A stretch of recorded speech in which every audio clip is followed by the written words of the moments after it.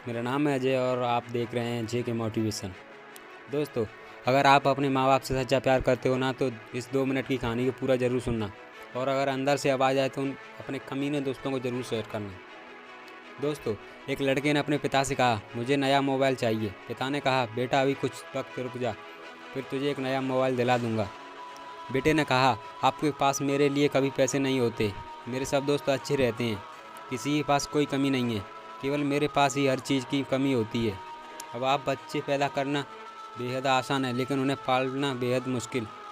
आप जब मेरी ज़रूरत पूरी नहीं कर सकते तो क्या मतलब इस घर में रुकने का। मैं घर छोड़कर जा रहा हूँ। बेटा रुक जा, मेरी बात तो सुन, हम तुझे दिला देंगे। माता और पिता ने अपने बेटे को रोकने की और समझाने की काफ़ी कोशिश की, लेकिन वो नहीं रुका। गुस्से में उसने बैग पैक किया और घर से निकल गया पड़ा।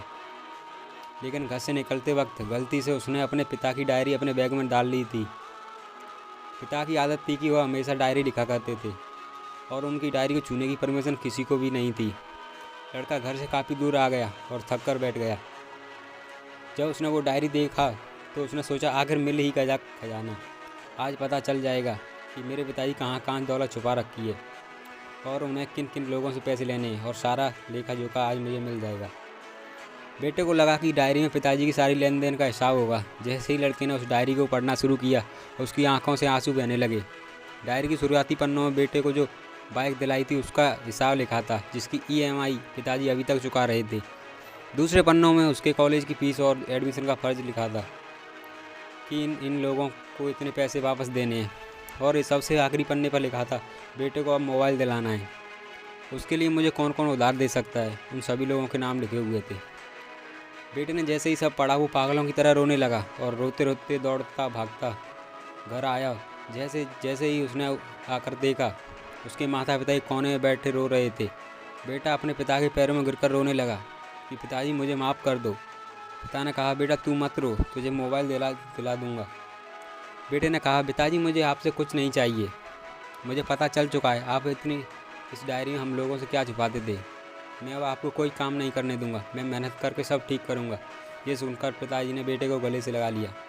दोस्तों, माँ बाप अपना पूरा जीवन अपनी खुशी बच्चों के लिए कुर्बान कर देते हैं, लेकिन कुछ बच्चों को लगता है कि माँ बाप उनके लिए कुछ नहीं किया करते। वह कभी आपको अपनी समस्या नहीं बताते, भले ही वह कितनी भी बड़ी समस्या से गुजर रहे हों। रिश्तेदार भी उन्हें नीचा दिखा देते होंगे तो भी वो सह लेते होंगे, लोग भी ताने मारते होंगे तो भी वो सह लेते होंगे, लेकिन आपसे अपनी समस्या कभी शेयर नहीं करते, क्योंकि वो आपको कभी दुखी नहीं देखना चाहता।